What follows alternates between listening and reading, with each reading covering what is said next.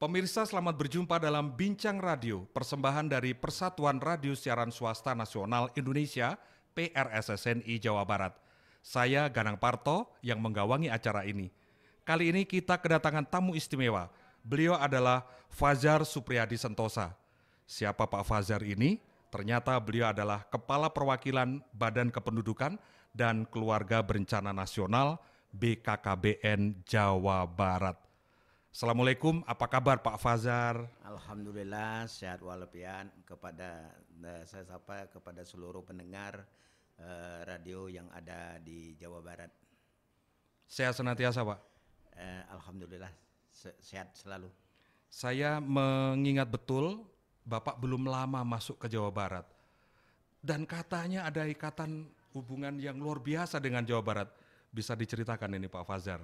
Ya, saya memang 57 tahun yang lalu dilahirkan di Ujung Berung. Ujung Berung? Iya. Waduh, orang Bandung dong.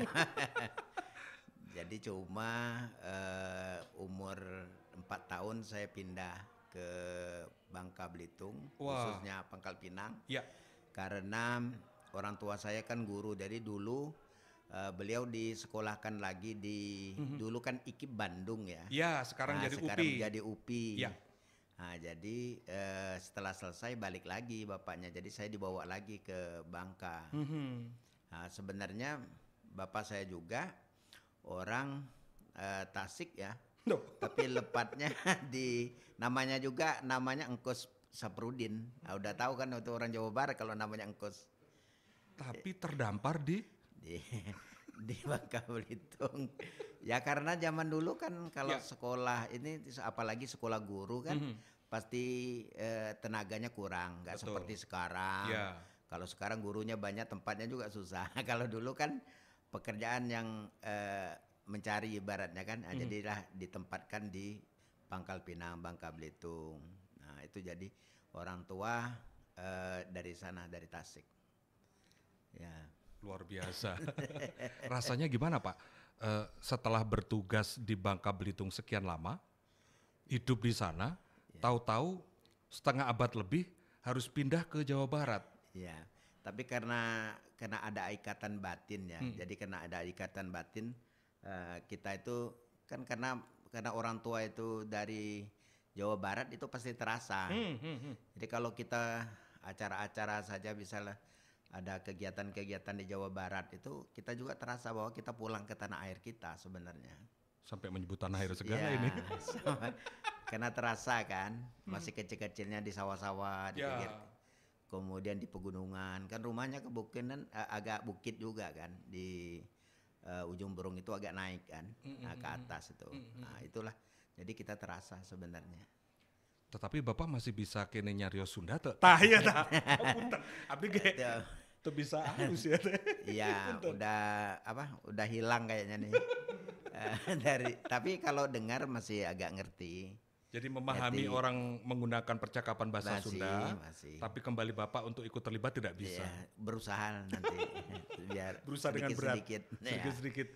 Nah, Pak Fajar, terakhir Bapak berkarir di BKKBN ini di Bangka Belitung, kiprahnya di apa saja Pak yang sudah dilakukan di sana?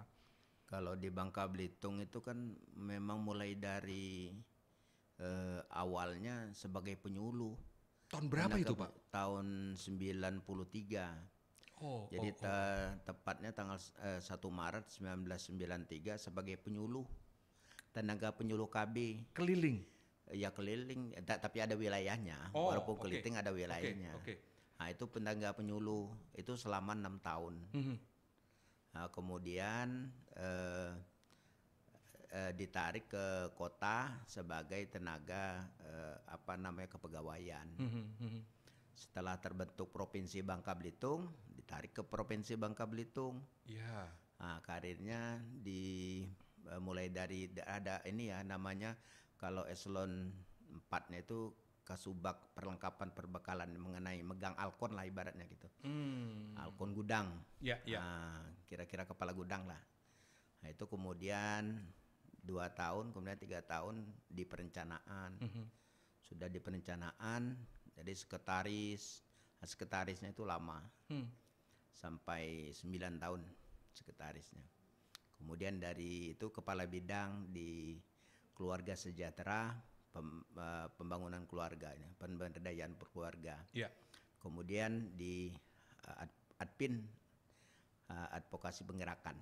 Nah itulah karirnya. Kemudian baru jadi kepala BKKBN Babel itu karena kosong Babel itu. Jadi kan sistemnya kan open bidding. Jadi di mana kosong kita ngikutnya di situ.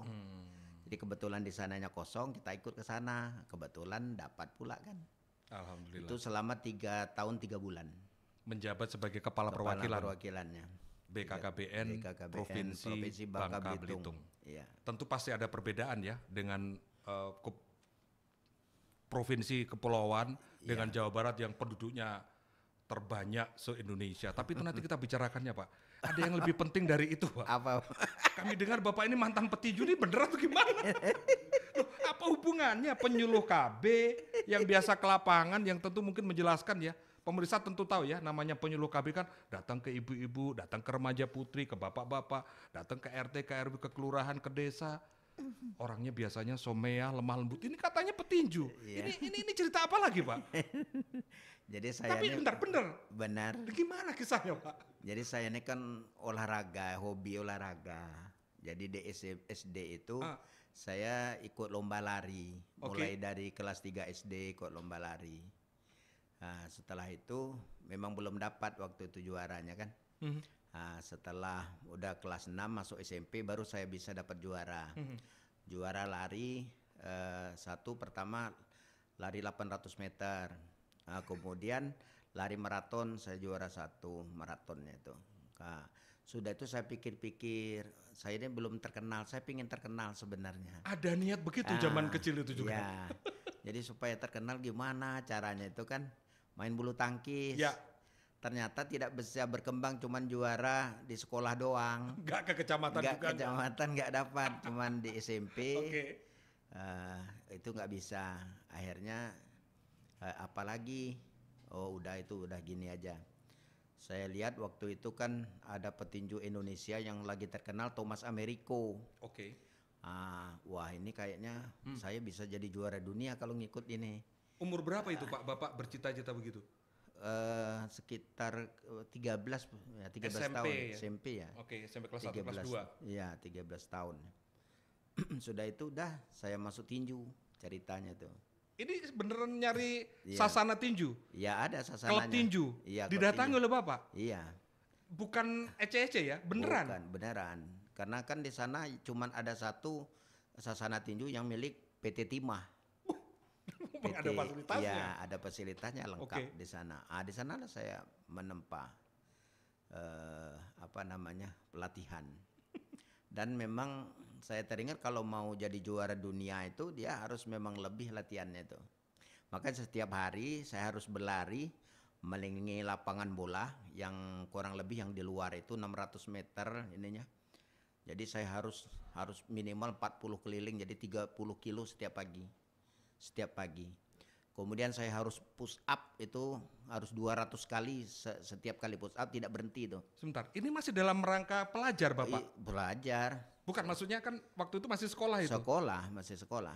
Jadi kan saya bangun dari dulu saya memang bangunnya pagi jam 4. Oke, subuhan. Subuh, setelah subuh saya langsung lari. Nanti setelah lari kan saya baru ke sekolah. Sekolah kan. Nah, sudah sekolah pulang nanti latihan lagi. Malam baru latihan tinjunya. Tapi zaman dulu kan latihan tinjunya cuma 3 kali seminggunya. Tidak tiap hari. Makanya kalau mau jadi juara dunia mestinya tiap hari harusnya kan. Makanya tidak dapat juara dunia tuh karena salah satu latihan 3 kali sehari, 3 ya, kali seminggu. Tapi kita latihan fisiknya kita sudah cukup karena kita latihan fisiknya udah tiap hari. Nah, itulah makanya latihan. Tapi memang tahun 82 saya udah juara se-Bangka Belitung. Kelas apa itu? Sesumsel, kelas layang pertama. Kelas layang. Ya. Terakhir kelas bulu. Nah, itulah diikutkan ke juara nasional di Jakarta. Saya udah sampai tingkat juara nasional tapi belum juara nasional. SMA waktu itu? Udah waktu juara layang masih SMP.